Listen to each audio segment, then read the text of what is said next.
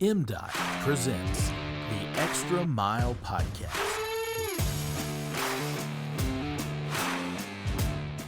Welcome into another edition of the Extra Mile Podcast presented by the Mississippi Department of Transportation. I'm Paul Catul, and as always, I'm joined by my co-host Will Kraft over there. And listen, we were setting up today, and it is hot outside. Yes. It is officially summer for sure. And with that in mind, we want you to get out there on Mississippi highways, on our interstates, and travel the state. And first on the list has to be the two Mississippi museums, which is a part of the Mississippi Department of Archives and History. And today's guest is the director of those two museums, Mr. Michael Morris. Michael, thank you so much for having us to your beautiful museums and hosting us today. Thank you both for having me. Yeah. Absolutely, man. No doubt. So talk a little bit before. So this is not your first role at Archives and History. You've had a couple, but kind of give us a little bit of background. Tell us a little bit about yourself, which led to this role. Well, it's important to note that I grew up right here in Jackson. I graduated from Callaway High School and went to Jackson State University. And I got a chance to work at a place called the Margaret Walker Center, which is kind of like the archives on campus there. Okay. And so that was the beginning of my experience in this, we call it public history community. And I started at Archives and History in 2016 as a public information officer because that was a job that was available at the time. Yeah. And so I took it, and I went on to become director of public relations and then director of public engagement before I started this role as the director of the museums. Amazing. We love PR people. That's right. You're one of us. That's You're right. one of us. Absolutely. How did those other roles, did those sort of form your interest in doing this work, or did you kind of know when you were doing some of those other things already? Yeah, I think I already had an appetite for research, for example. Gotcha. And so in my previous role, I was asked to do some research into some of our sites in Natchez, a place called Windsor Ruins that you may be familiar with. Yeah. But then another place called Historic Jefferson College. Okay. And I just used it as an opportunity to read about everything that I could find about both of those sites, and just really got excited about this idea of doing research. But then I also assisted our director, Katie Blunt, during the legislative sessions, monitoring legislation, stuff Sure. like that. And really got involved in our strategic planning process for the department. Gotcha. And so it gave me a real bird's eye view about all the work that we do. But at the end of the day, with the work that we're doing here at the museums is real central to the mission of the department. Absolutely. No doubt. Boy, so yeah, tell us, we'll zoom back out a little bit. So the Mississippi Department of Archives and History, you just give us kind of a simple overview about what all that touches? Yes. So at the very base, the Mississippi Department of Archives and History manages the archival resources of the entire state. And so a lot of the core work that we do is managing the files and paperwork of state agencies. And so a lot of that work is done next door in the William F. Winter Archives and History building.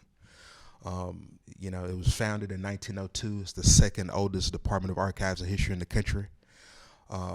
There are about 5 divisions at Archives and History: Programs and Communication, Administration, Archives and Record Services, the Museum Division, and then Historic Preservation. There are about 150 employees that work at the agency.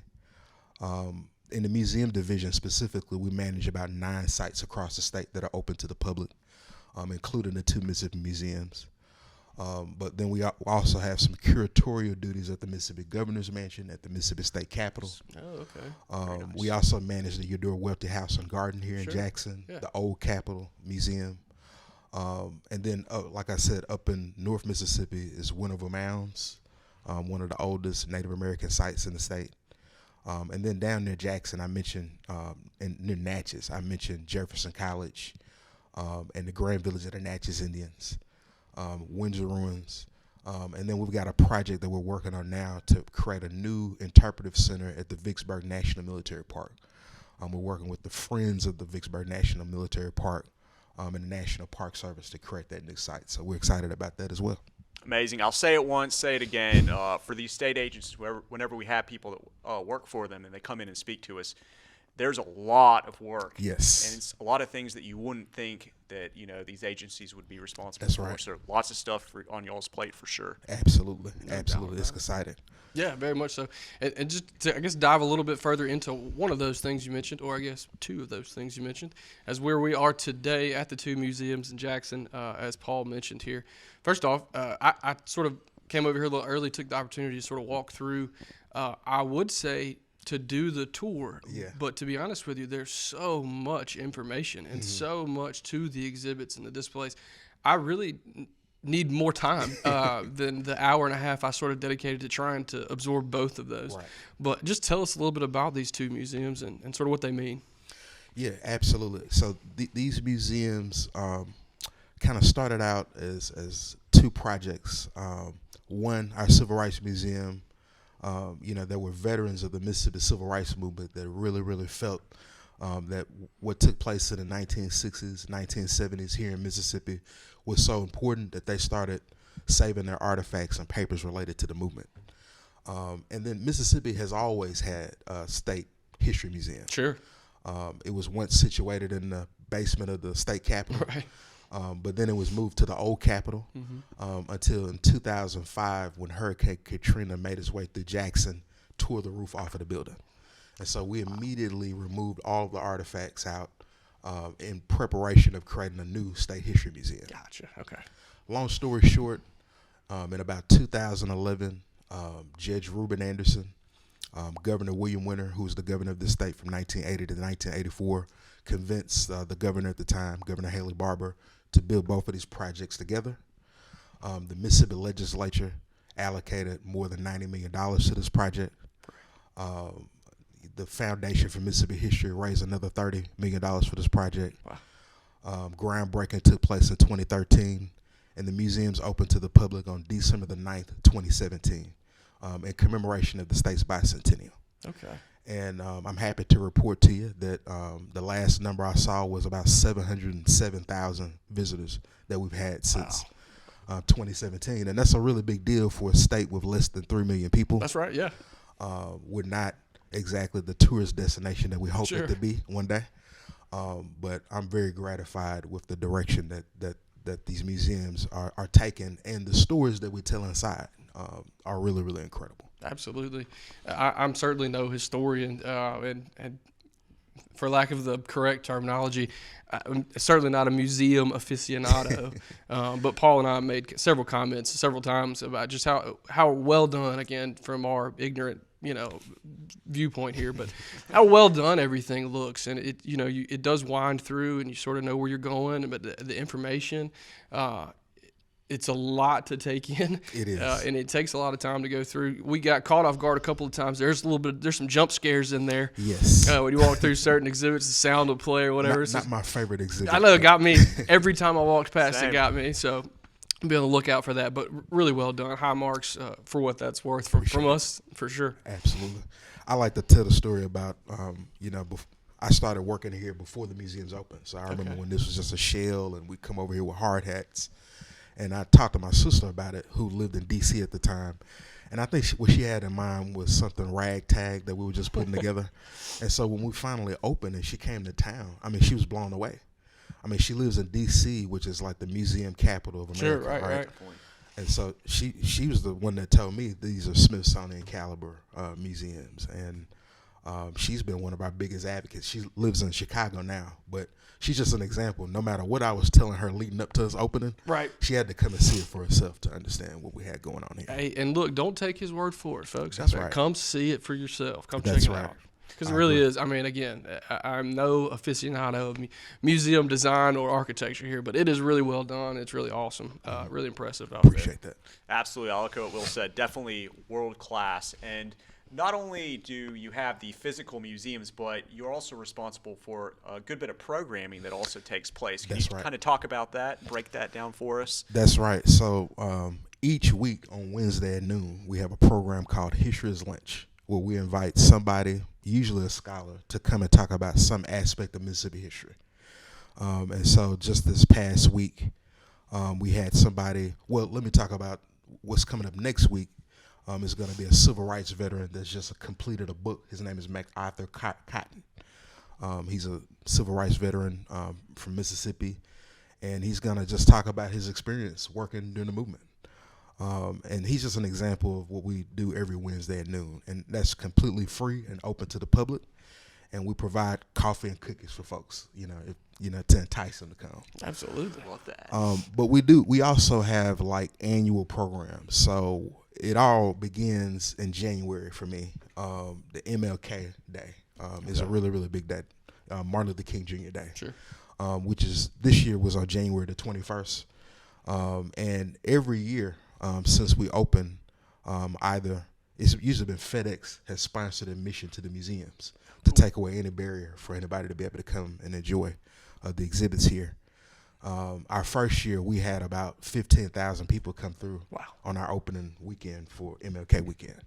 And so that's grown to be an annual event that we do at the museums. And not only are the museums open for free, but that night on MLK Day, we also have what we call our MLK Night of Culture, where we allow usually young people to come and perform poetry, singing, dancing, all in honor of not just Martin Luther King, but the movement veterans that worked and made things happen in this state. And then the following day after Martin Luther King Jr. Day is called the National Day of Racial Healing. And FedEx also sponsors that particular day. And this year we've started a tradition of honoring somebody that has done a lot of work towards racial reconciliation in the state. And so this year we were able to honor Dr. John Perkins, who's a pastor, a community developer in West Jackson, who's been doing a lot of work for the past 40, 50 years to build relationships across racial divides. And so we're excited to start that tradition. And then another program that we do every year is our Mississippi Makers Festival. Oh, yeah. And so we just had our Makers Festival this past Saturday on May the 10th. And despite the fact that we had a lot of rain, we had about 1,000 people come out and show up and shop with some of the vendors. We had about 45 vendors out there. And so that's really, that's just a little taste of what we do. Events coming up, we're going to have our Juneteenth program on June the 19th. That's a Thursday, if I'm not mistaken. We usually have a lot of activities for folks to participate in terms of that. And then we're actually going to have a naturalization program here on July the 3rd. Really? Okay. Folks that are becoming Americans for the first time. And then every year we're open on July the 4th here at the museums. Okay. And so those are just some of the events that we have coming up. On July the 2nd, let me back up a little bit, is the 100th anniversary of Medgar Evers' birthday. Okay. And so the Foundation for the Mid-South is sponsoring admission to our museums on that particular day.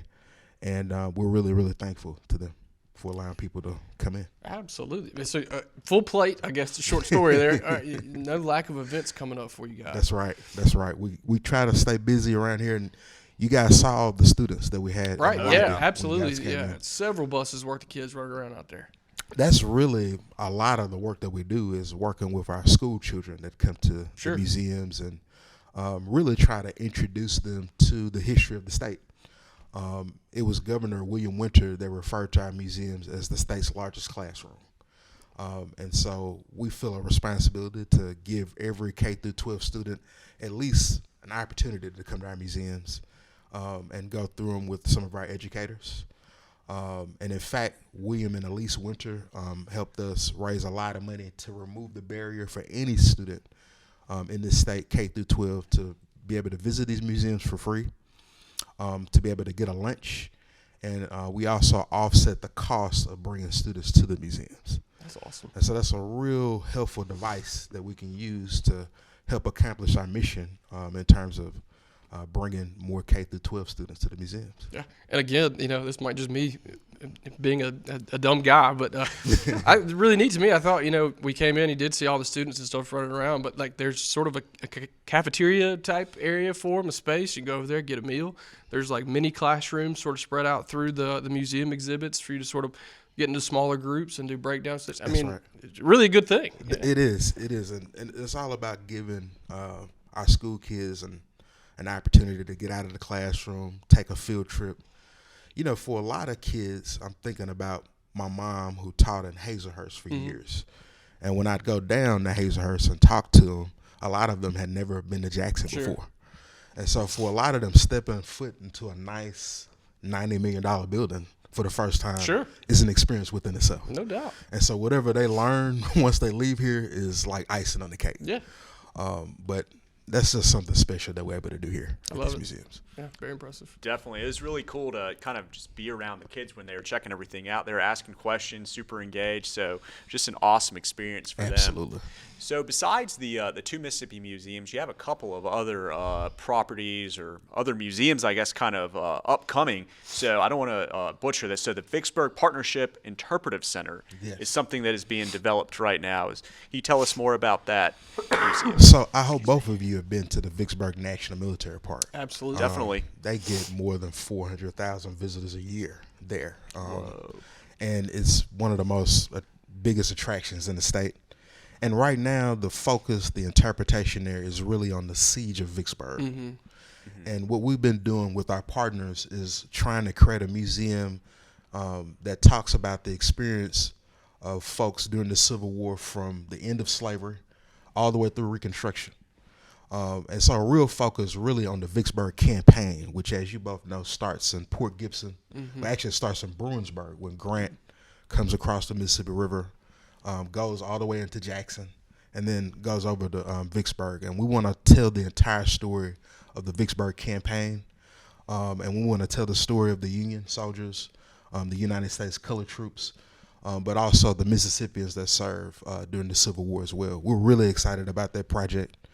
We're already started contracting with different exhibit firms on what information we're going to have on display there. And we're just really thankful to the Mississippi Legislature for being very, very supportive of this project. I know for sure Lieutenant Governor Delbert Hosemann is very, very interested in this project coming into fruition, as well as Senator Briggs Hapson. No doubt. Yeah. That's awesome. Couple loyal Vicksburgonians, however you want to put that in there. Yeah. That's right. Definitely. And Vicksburg loyal it's going to group. enable us to put more people on the interstate, right? Absolutely. Go from Jackson to Vicksburg, or from Natchez to Vicksburg to, see these sites. Shout out to I-20. That's right. Yeah. Let's get it paved. That's right. Amen. Well, look, before we move into sort of the our end of show here, last couple fun questions. Any other sort of upcoming forward-looking museum projects, things y'all are working on, want to talk about? I'm really excited about what we're eventually going to do at Historic Jefferson College. Oh yeah, right.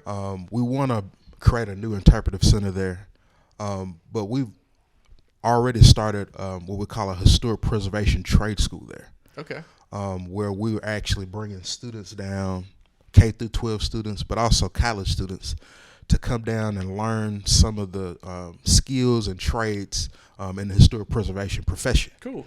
And these are skills that are highly sought after because you have to have these skills to work on certain historic properties across the state. And so I'm really excited about the direction that that's going to go. Our historic preservation division is really taking a lead on that particular program. But it's a part of the long-term preservation plan for that site. Sure. These are a collection of old buildings. I think it's about 7 buildings down there at Historic Jefferson College. And we're just trying to be creative in terms of trying to create uses for these buildings. But that site is very, very important because that's the place where delegates gathered and wrote our state's first constitution. And so when Mississippi joined the Union, it was at that site right there at Jefferson College, just outside of Natchez. And we refer to it as the birthplace of the state. Very cool. So that's a project that we have coming up that I'm pretty excited about. Absolutely. Yeah, that's a pretty neat one. Very cool. And then we'll mention those fun questions, and they are fun. One more property or upcoming museum that I wanted to mention that you talked about, or that you mentioned, the Margaret Ann. Krigler Park. Krigler. There we go. Yeah. There we go. So what's going on there? So we have a dilapidated property that you have to see every time you leave our museums.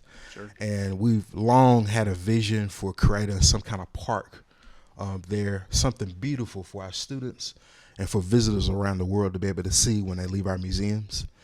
And so we worked out something with the city of Jackson where they donated that property to us. The Mississippi legislature has been generous in terms of giving us funds to start the process of demolishing the property. A very, very generous benefactor by the name of Noble Krigler has given us $1 million to turn that property into a park. And we're going to name it in honor of his late wife, Margaret Ann Krigler. And so that's where the name Margaret Ann Krigler Park comes from.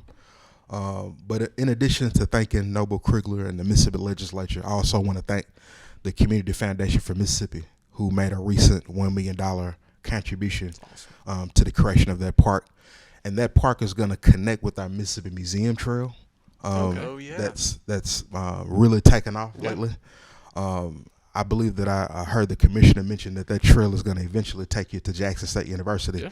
Well, before you get there from LaFleur's Bluff, you stop here at the museums. That's awesome. And you'll have a chance to go through this beautiful park that we're in the process of creating. I love the connectivity of it all, too. I love that. Yes. It's going to be awesome. That's very cool. Well, very, very good information. And, hey, come and check all this stuff out, That's whether right. it's already built or, in the future. Absolutely. Lots of stuff going on. But, yeah, let's hit it, Will. Absolutely. What you got? Moving to the couple of things we like to tie on the end here. Apologies. The pollen or the weather, whatever, it's gotten to me this week. But we spend a lot of time running around the state and traveling these roads. I'm sure that you find yourself doing the same thing. Absolutely. So oftentimes we'll find a good hole in the wall, a place that maybe we hadn't heard of before to go catch a bite to eat. Do you have a favorite? We'll certainly allow a local suggestion, but somewhere maybe you don't get to go very often. That's a good question. Like it. What comes to my mind is called the Country Store in Lorman, Mississippi. Oh man, okay, I don't know. Man, they've got some great fried chicken. Okay, I don't get a chance to go to Alcorn State University a lot, but when I do, I try to make a point of going there. Lorman, the Country Store in Lorman, Mississippi. Put it on the list.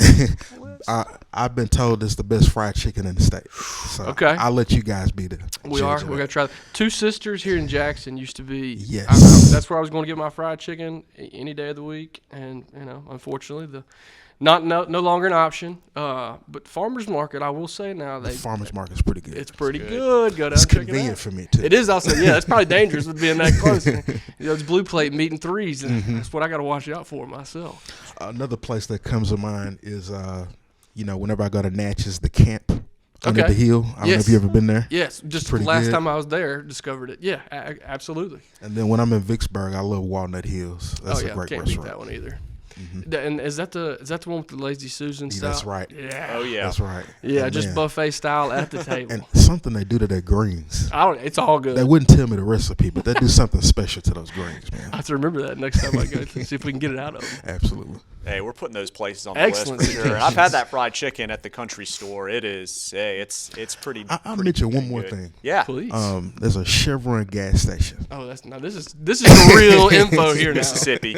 There's a Chevron gas station when you get off of I-55 and Highway 84 that takes you over to Natchez. Okay. And if I'm driving down real early, like I usually do, and I get down there around 9, I will stop there for breakfast. Their breakfast is really, really good. Okay. I don't know if we've had a breakfast suggestion on the podcast yet, so that might be a first time. A sausage and biscuit sandwich from there is pretty good. I love it. We're going to have to do that. First, breaking through the wall right here, a breakfast suggestion. I love that. We're just over 100 episodes in first breakfast. Right. Suggestion. Love it. Seriously. Wow. There we go. Those are awesome suggestions. We're definitely going to hit some of those up for sure. The other fun question we love to ask, hey, Mississippi and music, hey, they just go hand in hand. Is there a concert that sticks out in your mind that you've been to in the past? Give us your favorite concert. It's a good question. And it has to take place here in Mississippi? No. Oh, anywhere. Bonus points if it does, I suppose. But yeah. Well, I would say this. Last year for the Makers Fest, we had Kingfish. Oh yeah, okay. Perform, and that was pretty awesome. If you've never seen him live, too, yeah. That's right. And he like left the stage, went into the crowd with the guitar. It was like really, really interactive. But another event that comes to mind is the Chicago Blues Festival. Okay. I went there for the first time about 5 years ago, and I've seen Bobby Rush 1,000 times, but he really turns it up. Sure. When he's doing the Chicago Blues Festival. Yeah. I bet we got to get Commissioner Simmons, see if we could get Mr. Rush on an episode. That would be cool. Because they're buddies. I bet we could work that out. We're going to have to swing that. Folks out there, put the word in his ear if somebody's got that. That's what we're going to work on. That's right. Fantastic. Paul and I will be in Chicago later this year. I don't know when the Blues Festival is, but I believe it takes place in June or July. we will not make it. Yeah. But one day, hey, Yeah, that's a great one. that is a good one. Hey, Absolutely. I was there for the Kingfish, and there was a ton of people there that There day. were. It was. Hey, shout out to you. That was really cool. I think we had about 5,000 people out there Wow. that day. And so, yeah. When it's not raining, I was about to Absolutely. say, fingers crossed next year, no That's rain, right. and we'll get it back to that That's level. right. Well, Michael, thank you so much for hosting us. This is awesome. We learned a lot today just walking around. And please, everybody, come and check out the two Mississippi Absolutely. museums in downtown Jackson. Thank you so much for having us. thank you both for having me. Appreciate it. Absolutely. We'll go ahead and wrap things up right there. Thank you for our listeners, our viewers, for tuning into the Extra Mile podcast.